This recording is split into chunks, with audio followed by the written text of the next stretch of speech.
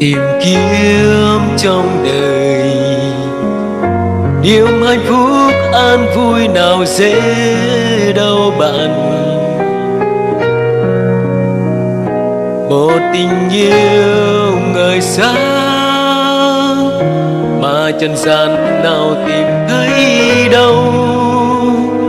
Ngài là Giêsu, là Chúa nhân từ. Ngài đã đến trong đêm lạnh giá, ngày đêm ánh sáng xóa tan mà đêm.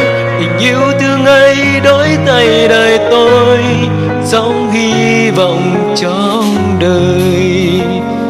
Tình yêu Chúa soi sáng tôi, nâng bước tôi ngày đêm, xóa hết những buồn đau, những người buồn lo.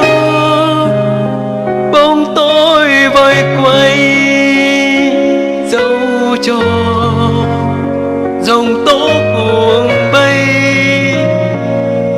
Dù cho bao đau thương tan biến hết bao hy vọng, và dù cho nước mắt chẳng ngừng rơi, lòng này con tin có Chúa sẽ lau dịu mọi đau thương ấy. Con cần Cha.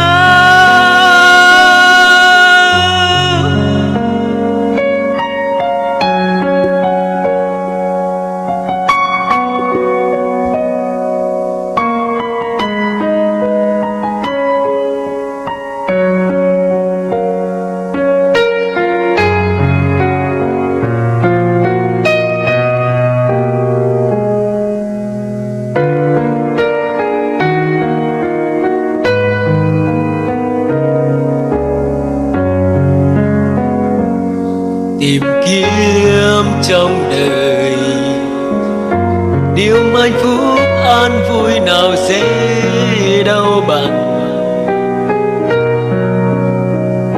Một tình yêu người xa mà trần gian nào tìm thấy đâu. Ngài là Giêsu, là Chúa nhân từ. Ngài đã đến trong đêm lạnh giá, ngày đêm ánh sáng xóa tan mà đêm. Tình yêu thương ấy đổi thay đời tôi, sống hy vọng trong đời. Tình yêu Chúa soi sáng tôi, nâng bước tôi ngày tháng, xóa hết những buồn đau, buồn phiền đau lo.